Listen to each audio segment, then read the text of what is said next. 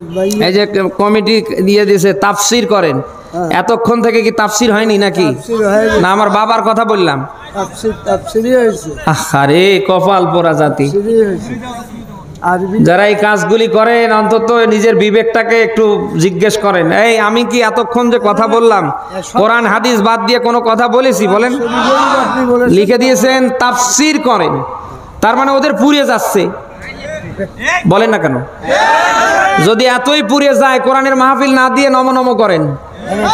আমাদের অনেক দূর থেকে দাওয়াত দিয়ে নিয়ে আসেন। এগুলি টোকন দেবার মানে কি হাসিনা কি এখন এই দেশে আছে? আরে আমি আইছি, আমার কাজ হচ্ছে বলা। আপনি পুড়ে মরে গেলেও তো করার কিছু নেই। আপনি কি সেই বক্তা পেয়েছেন যে টোকন দিলেন আর পরিবর্তন হয়ে গেলাম? আপনার কিছুদিন আগে দেখেননি আমার এক মঞ্চে এক জানোয়ার আমার সাথে ধাক্কা ধাক্কি শুরু করেছে। তো তোর শরীরে যদি রক্ত থাকে, আমার শরীরে কি পানি নাকি? তোর হাত দিয়ে তুইও 3.5 হাত, আমার হাত দিয়ে আমিও 3.5 হাত। সারা দুনিয়া দেখেছে, 1 সেকেন্ড ছাড় দেবার কথা নেই। কোরআনের কথা বলতে এসে যদি কারোর গায়ে লাগে বাধা দেয়, পায়ের জুতো খুলবেন আর সামনে পিটাবেন।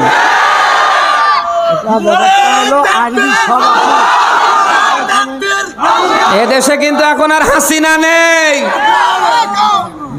ওই জালিম স্বৈরাচারদের দোসররা আর কিন্তু নেই। স্যার হ্যালো, এখানে সব শেষ হয়ে গেল। আল মুসলিম মান সালেমান মুসলিম বাংলা দিয়ে করছে। আমি কি মানিয়ে বলছি? অতএব কোরআনের মাহফিলে এগুলি দেবেন না। বক্তা নিয়ে এসেছেন, তাকে স্বাধীনভাবে কথা বলতে দেন। কোন কথাটা আমি কোরআন হাদিসের বাইরে বলেছি আমার বলেন তো? এই সাহস আপনাদের কে দেয়? ওরে ধরে নিয়ে আসেন তো, ওরে বসাই দেই, কথা বলুক। কোরআন হাদিসের কিচ্ছু বোঝে না ভাই। সূরা ফাতিহা পারে না, উজুর ফরজ জানে না, গোসলের ফরজ জানে না। বিয়ে করার 40 বছর হয়ে গিয়েছে, আল্লাহর কসম করে বলছি ফরজ গোসলটাও জানে না। ফজরের নামাজ কয় রাকাত তা বলতে পারে না, অথচ কোরআনের কথা শুনলে ওর মানে গা জ্বালা দেয়, লিখে সিরকুট দেয়। এগুলি ঠিক না। স্বভাব পাল্টান, মনটা বড় করেন। এখানে আল্লাহ এবং তার রসুলের কথা হচ্ছে। যদি আপনার সহ্য না হয় আপনি ব্লাড টেস্ট করেন। আপনি বৈধ রক্ত দিয়ে পৃথিবীতে আসেননি। আপনি যারও অবৈধ, যারও সন্তানরাই কেবলমাত্র কোরআন হাদিসের বিরুদ্ধচারণ করতে পারে। আলেমরা আল্লাহর কথা বলতে গেলে তাদেরকে তারা কাউন্টার দিয়ে বাধাগ্রস্ত করে। এই স্বভাবগুলি ছিল যারা যারও সন্তান, যারা অবৈধ, পরীক্ষিত, চিহ্নিত হয়ে গেছে। কোরআনের মাহফিলে যারাই বাধা দেবে বুঝতে হবে ওর আসল বাপ দিয়ে জন্ম হয়নি, ওর নকল বাপ দিয়ে জন্ম হয়েছে। সে যাই হয় না কেন, স্বাধীন বাংলাদেশ। এখন কিসের কোরআনের মাহফিলে বাধা? আপনারা কি বোঝাতে চান? এদেশের 18 কোটি মানুষ তো এখন বলছে ওরাও চায় এরাও তা। এই 1.5 দশকে দেশের 18 কোটি মানুষ দেখেছে কোরআনের মাহফিলে আমাদের কথা বলতে দেয়া হয়নি। ওরা আমাদের মাইক্রোফোন কেড়ে নিয়েছে, চেয়ার থেকে তুলে দিয়েছে। ওরা আমাদের ধরে থানায় নিয়েছে, কথা বললেই আমাদের উপরে টর্চার করেছে। এই করেনি? এখন তো আর ওরা নেই। এখন এই কোরআনের মাহফিলে বসে কথা বলতে গিয়ে আপনারা নতুন করে বাধা দিচ্ছেন কেন আমার বলেন? বলেন। এই 1.5 দশকের জালিমরা যা করেছে, এখন আবার নতুন করে এক শ্রেণীর মানুষ আবার নতুন করে তা করা স্টার্ট করেছে। আমরা এই 1.5 দশকে দেখেছি পোস্টারে ওদেরকে প্রধান অতিথি না বানালে, ওদেরকে বিশেষ অতিথির ব্যানারে না রাখলে ওরা মাহফিলের অনুমতি দিত না। এখন আবার নতুন করে এটা শুরু হয়েছে। তার মানে ওরাও যা করেছে এরাও তা শুরু করেছে। ওরাও এই 1.5 দশকে কোরআনের মাহফিলে বাধা দিয়েছে। পোস্টারে ওদের নাম না দিলে ওরা মাহফিল বন্ধ করে দিয়েছে। একেবারে সেম বাংলাদেশে আমরা দেখতে পাচ্ছি এখন তাই শুরু হয়েছে। সামনে 12ই জানুয়ারির আমার একটা প্রোগ্রাম, সেই কুড়িগ্রাম রাজারহাট, আল্লাহর ওলিরা বন্ধ করে দিয়েছে। মাহফিল কমিটির অপরাধ একটাই, প্রধান অতিথি ওদেরকে রাখে নাই, একজন ব্যবসায়ীকে রেখেছে। আবার 22শে জানুয়ারির একটা প্রোগ্রাম, ঠিক সেম একই কাহিনী। প্রধান অতিথি ওদেরকে না রাখার কারণে অন্য কাউকে রাখতে গিয়ে পুরো মাহফিল বন্ধ, বানচাল। আমরা তো দেখেছি এই কাজগুলি ১.৫ দশকের জালিমরা যারা ভোট ছাড়াই যারা ক্ষমতায় ছিল তারা করেছে। এই যে শহীদ আবু সাইদের মতো মানুষ, এরকম শত শত হাজার হাজার আবু সাইদ কি জীবন দিয়ে দেশটা কি এজন্যই স্বাধীন করেছে? বলেন না কেন ভাই?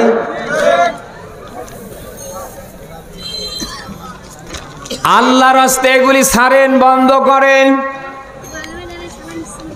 আপনি যদি নিজেকে মুসলিম দাবি করেন, ইমানদার দাবি করেন, আপনার দ্বারা এই কাজগুলি কখনো হতে পারে? বলেন। কোন মুসলমানের কাজ কি হাত দিয়ে কাউকে কষ্ট দেয়া? কোন মুসলমানের কাজ কি জবান দিয়ে কাউকে অ্যাটাক করা? নবীজি বলেন মুসলিম তো ওই ব্যক্তিকে বলা হয় যার হাত থেকে জবান থেকে অপর মুসলমান নিরাপদ থাকে।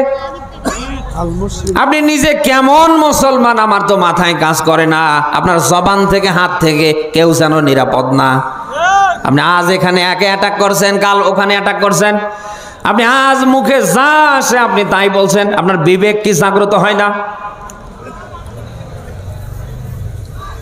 এই ১.৫ দশকের জালিমদের কাছ থেকে শিক্ষা নেন। শুধু জুলুম নামের অপরাধ করবার কারণে, এদেশে বাড়াবাড়ি করবার কারণে আজ তাকান তাদেরকে আল্লাহ একেবারে জনমের মতো আউট করে দিয়েছে।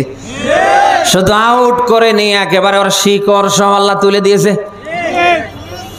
১,৫০০ বছর পূর্বে আল্লাহ ব্যাখ্যা দিয়েছেন, ফাতিলকা বুয়ুতুহুম খাবিয়াতাম বিমা যালামু ইন্না ফি যালিকা লাআয়াতাল লিকাউমিন ইয়ালামুন। বলেন আল্লাহু আকবার। সূরা নামল ২৭ নম্বর, সূরার ১৯ নম্বর, পারার ২২ নম্বর, ব্যারিস্টার ৭ নম্বর লাইনের ৭২ নম্বর আয়াত। এটা আপনি কি শুনতেছেন? আল্লাহ তাআলা বলেন শুধু জুলুম নামের অপরাধ করবার কারণে জালিমদের বড় বড় ফ্ল্যাটগুলো, বড় বড় বাড়িগুলো, প্রাসাদগুলো, ওদের রিসর্টগুলো, ওদের বড় বড় গাড়িগুলো সব জনশূন্য আমি পরিণত করে দিয়েছি। যাদের হুঙ্কারে, যাদের গর্জনে ঘর থেকে বের হওয়া যেত না, শুধু মানুষের উপরে জুলুম করবার কারণে ওদের বড় বড় ফ্ল্যাট, ওদের প্রাসাদ, ওদের রিসর্ট, ওদের এক একটা BMW গাড়ি সব জনশূন্যে আল্লাহ পরিণত করে দিয়েছে। এই ১.৫ দশকের জালিমরা যারা যেখান থেকে মানুষের উপরে ১৮০ মাইল বেগে জুলুম করেছে, দেখেন প্রত্যেকটার বাড়ি আল্লাহ একেবারে জনশূন্যে পরিণত করেছে। এক একটার BMW গাড়ি পরে আছে কেউ? জুলুম করবার কারণে দেখেন আল্লাহ তাআলা তাদের পরিণতিটা কোন পর্যায়ে নিয়ে গিয়েছে।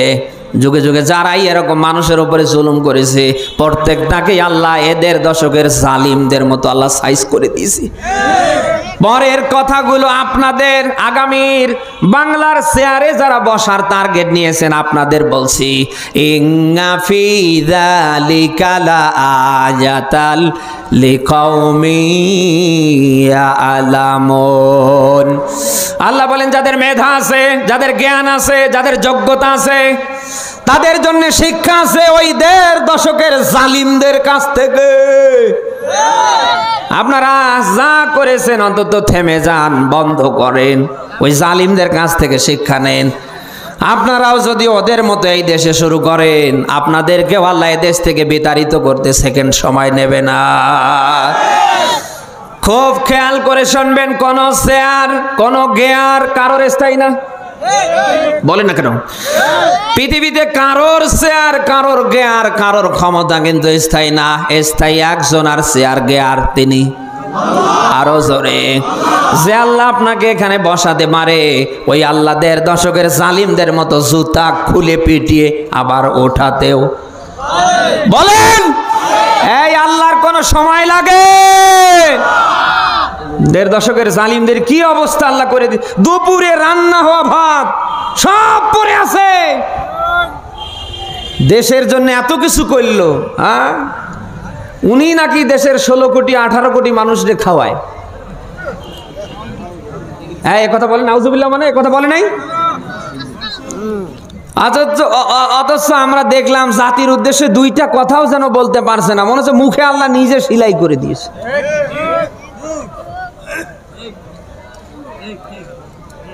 এত কথা কোথায় গেল? এতদিন তো একেবারে মাইকের সামনে আসলে মনে যা চায় তাই বলেছেন, শেষে খাবার রেডি খেতে পারল না, জাতির উদ্দেশ্যে সালাম দেবে এতটুকুন শব্দ ইউজ করতে পারেনি। আপনি কি টের পাচ্ছেন? অথচ এই জালিমরা 1.5 দশকে এই চেয়ারে 71, 61, 71, 41 এমন ভাবে থাকবে এই নিয়তে। ইউনিয়ন পরিষদ থেকে সর্বোচ্চ সচিবালয় পর্যন্ত এমন জায়গা বাদ নেই যেখানে তার নিজস্ব লোকজনকে না বসিয়েছে। এই 1.5 দশকে যত নিয়োগ হয়েছে ওদের বাদ দিয়ে আর কাউকে নিয়েছে? জামাত বলেন, বিএনপি বলেন, আরো যত সংগঠন আছে, কোন সংগঠন কোন দলীয় লোকজন নিয়েছে? এমনকি আমরা দেখেছি বড় বড় শিক্ষা প্রতিষ্ঠানগুলোর প্রধান যারা ওদের দোসরদেরকে বসিয়ে রেখেছে। আমরা দেখলাম কিছু কিছু প্রতিষ্ঠান প্রধান যারা তারা থাকতে পারছে না। অনেকে আফসোস করছে, এত সুন্দর টুপি, এত মুখ ভর্তি দাড়ি, সাদা পোশাক, এই লোকটারে জোর করে চেয়ার থেকে তুলছে। ওরে না তুলে কাজ আছে? কারণ এই 1.5 দশকে তো ওটা আলেম ছিল না, ওটা জালিমের ছিল সামসা। এরকম লোক এ দেশে কম ছিল না বেশি? আরো জোরে। তুমি মিয়া চেয়ারে বসেছো, তোমার দায়িত্ব হচ্ছে প্রতিষ্ঠান কিভাবে কাভার করা যায়, ওখানে কোনো কাজ নেই, সব আর কাজ হচ্ছে জালিমের চামচামি করা। না, এ জুলুম যেন কারোর দ্বারা না হয়। আমরা কি সেই জুলুম ছাড়তে পারি না? আমরা কি নিয়ত করতে পারি না কারোর উপর জুলুম করব না? কারা পারি দেখি লিল্লাহে তাকবীর। আল্লাহ যেন কবুল করে। রংপুর মাসে আমরা জুলুম করব না। সব অপরাধ আল্লাহ মাফ করলে জুলুমের মতো অপরাধ আল্লাহ মাফ করে না। পৃথিবীতে যারাই জুলুম করে এদের ওপরে মামলা সরাসরি যেন কার? 1500 বছর পূর্বে আল্লাহ ব্যাখ্যা দিয়েছেন, যারা মানুষের উপরে জুলুম করে এদের উপরে আমি আল্লাহর মামলা। আল্লাহ স্বয়ং যদি কারোর উপরে মামলা বাদী হয়ে দেয়, দাঁড় করায়, ওর বাবার ক্ষমতা আছে ওরে টিকিয়ে রাখা। বলেন না কেন? জুলুম করবেন না। আপনি জুলুম নামের অপরাধের কারণে একদিকে দুনিয়ায় কালার হবেন, অপরদিকে কিয়ামতের ময়দানে কোটি কোটি মানুষের ভিতরে আল্লাহ আপনাকে লাঞ্ছিত করবে। সেদিন জালিমরা নিজেরাই নিজেদের হাতের মাংস কামড়াতে থাকবে। ইয়াউমা ইয়া'আদু যালিমিনা আলা ইয়াদাই। আল্লাহ বলেন সেদিন জালিমরা নিজেরাই নিজেদের হাতের মাংস কামড়াতে থাকবে। এক পর্যায়ে হাড্ডি বেরিয়ে যাবে। প্রত্যেকটা জালিমের মুখ থেকে আল্লাহ কথা বলাবে, ইন্না কুন্না জালিমিন।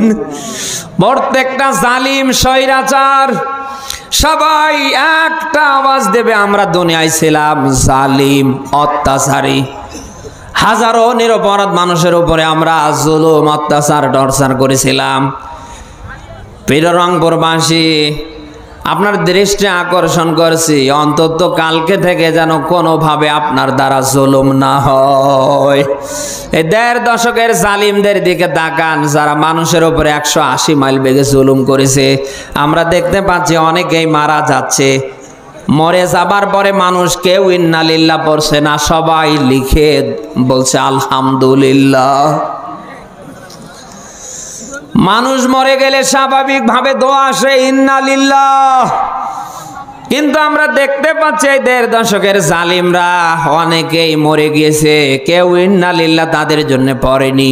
সবাই তাদের ছবি তুলে ফেসবুকে, সোশ্যাল মিডিয়া গরম করে ফেলে সবাই লিখছে আলহামদুলিল্লাহ। জুলুম করবেন না। কি নিয়ে যেতে পারবেন আপনি? কিসের মাস্তানি দেখান, কিসের ক্ষমতা দেখান? কিছুই নিয়ে যেতে পারবেন না। কয়েকটা দিনের জন্য এমন করিয়েন না। অন্তত এমন কিছু করে যান, মরে যাবার পরে মানুষ যেন অন্তত তাহাজ্জুদে সেজদায় পড়ে দোয়া করে। অন্তত আপনার মরণের খবর শুনে যেন জানাজা পর্যন্ত আসতে পারে। আজ আপনি এমন জীবন কায়েম করে ফেলছেন, কায়েম করবার চেষ্টায় আছেন, আপনি এখনো মরেননি, আজরাইল আসতে আরো 10 বছর বাকি আছে। কোন রকম মানুষ শুনছে আপনি অসুস্থ, সবাই ফেসবুক গরম করে ফেলছে, এই শয়তানটা যেন আর আমাদের জায়গায় জেলায় ফিরে না আসে। এরকম মানুষ নেই? এমন জীবন করিবেন গঠন, মরার পরেও যেন কাঁদে ভুবন। অন্তত মানুষ যেন আপনার জানাজার নামাজ পর্যন্ত আসে। আপনার বিবেকের কাছে প্রশ্ন করছে, আপনি এমন জীবন গঠন করে ফেলেছেন, মানুষ জানা যায় আসা তো দূরের কথা, আপনার মরে যাবার খবর শুনে অনেকে তাহাজ্জুদে দাঁড়িয়ে যায়, লম্বা করে সেজদায় পড়ে যায়। অন্তত আল্লাহর কিছু হোক না হোক একটা সার পোকা বিদায় হয়েছে। ১৫০০ বছর পূর্বে আল্লাহ ব্যাখ্যা দিয়েছেন, ফামা বাকাত আলাইহিমুস সামাউ ওয়াল আরদ ওয়া মা কানু মুনসারিন। সূরা দখানের ২৯ নম্বর আয়াত এটা। আল্লাহ তাআলা বলেন, এমন কিছু মরণ আছে, এমন কিছু মৃত্যু আছে যে মৃত্যুর জন্য আসমান কাঁদে, জমিন কাঁদে, তামাম সৃষ্টি কাঁদতে থাকে।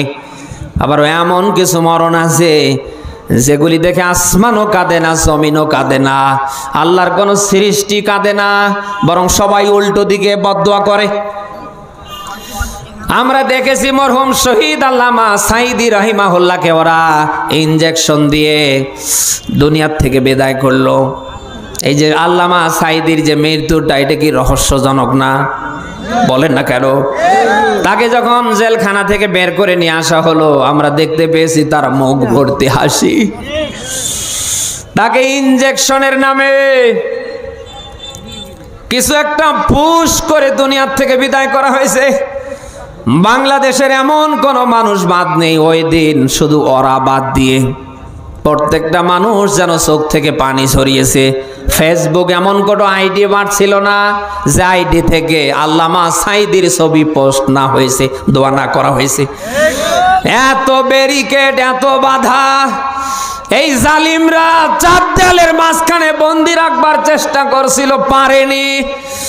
আমি নিজে গিয়েছিলাম মরহুম শহীদ আল্লামা সাঈদী রাহিমাহুল্লাহ ফাউন্ডেশনে, লক্ষ লক্ষ মানুষের সমাগম হয়ে গেছে, নিজের চোখে দেখে আসার সুযোগ হয়েছে। এমন কোন মানুষ বাদ ছিল না, মরহুম শহীদ আল্লামা সাঈদীর জন্য মানুষ চোখ থেকে পানি না ঝরিয়েছে। আর আপনারা মরে যান, কুকুর পর্যন্ত কাঁদে না।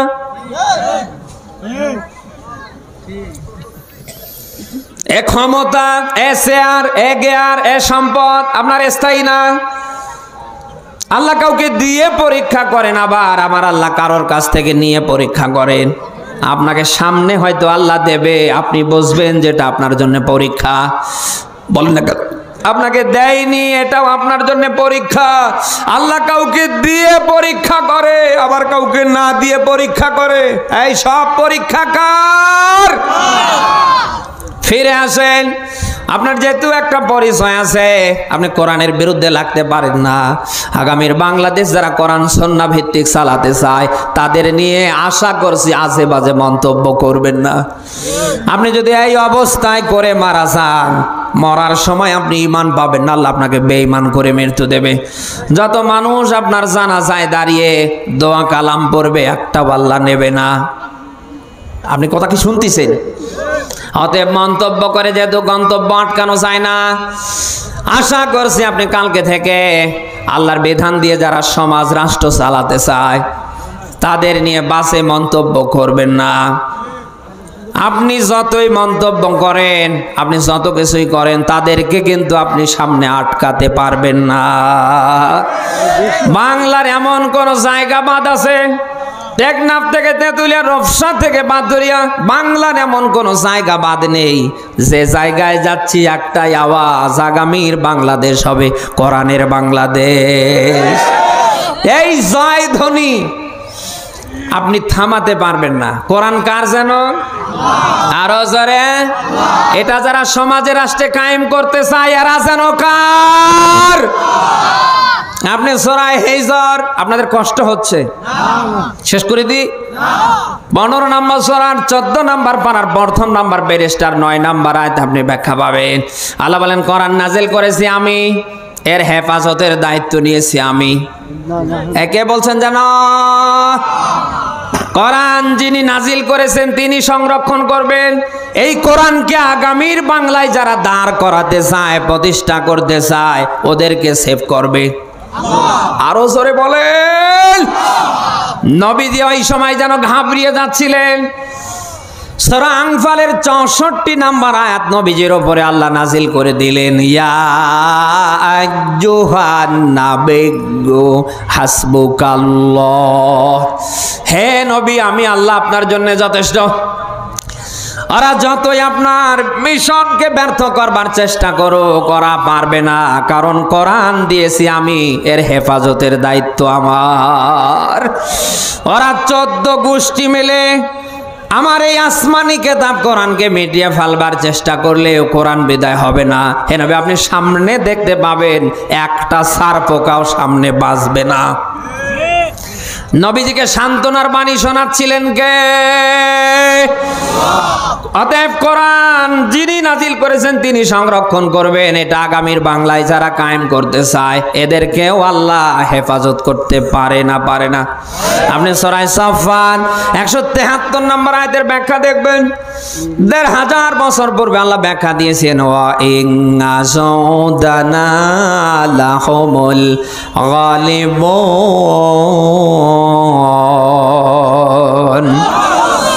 আল্লাহ বলেন আমার সৈন্য, আমার বাহিনী যারা, আল্লাহ বলেন তারাই বিজয়ী হবে। এ কথা আমি বানালাম? এই কোরআন শরীফে আছে তো নাকি? কে দিয়েছে বলেন? আল্লাহ বলেন আমার বাহিনী যারা, আমার বিধান কায়েমের পক্ষে যারা, আল্লাহ বলেন তারাই বিজয়ী হবে। আপনি সূরা মুজাদালার 21 নম্বর আয়াতে ব্যাখ্যা পাবেন, কাতাবাল্লাহু লা আগলিবান্না আনা ওয়া রাসূলি। আল্লাহ বলেন আমি লিখে দিয়েছি, আমি আল্লাহ আমার রাসূলের দল যারা করবে তারাই বিজয়ী। সুবহানাল্লাহ বলতে পারেন না? মুমিনদেরকে বিজয় দেবেন কে? কোরআনের বিধান কায়েমের পক্ষে যারা আছে সামনে তাদের মাথা উঁচু করে দেবেন কে? আপনি সূরা ইব্রাহিমের 13, 14 দুইটা আয়াত ভালো করে দেখবেন। 13 নম্বর আয়াতের শেষ অংশে আল্লাহর ওয়াদা, তিনি অবশ্যই জালিমদের ধ্বংস করবেন। আর 14 নম্বর আয়াতটা আল্লাহ শুরু করেছেন, ওয়ালানুসকিনান্নাকুমুল আরদ। আল্লাহ বলেন যারা মাজলুম, যারা অসহায়, যাদের পিছনে দেয়াল, সামনে আমি আল্লাহ ছাড়া আর কেউ নেই, আল্লাহ বলেন এই মাজলুমদেরকে আমি আল্লাহ জমিনে প্রতিষ্ঠিত করবই। কে বলছেন? আরো জোরে। অতএব নিরাশ হবার কিছু নেই, হতাশ হবার কিছু নেই।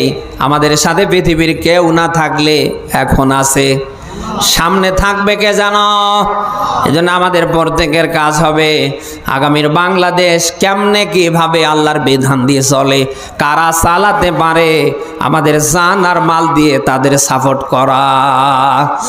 বসে বসে হুক্কুর হাক্কার করলে হবে না, শুধু স্বপ্ন দেখলে হবে না, এটা বাস্তবায়নের জন্য মাঠে নেমে কাজ করতে হবে। বলে না কেন? আল্লাহ কিন্তু ফ্রি ফ্রি কিছু দেয় না।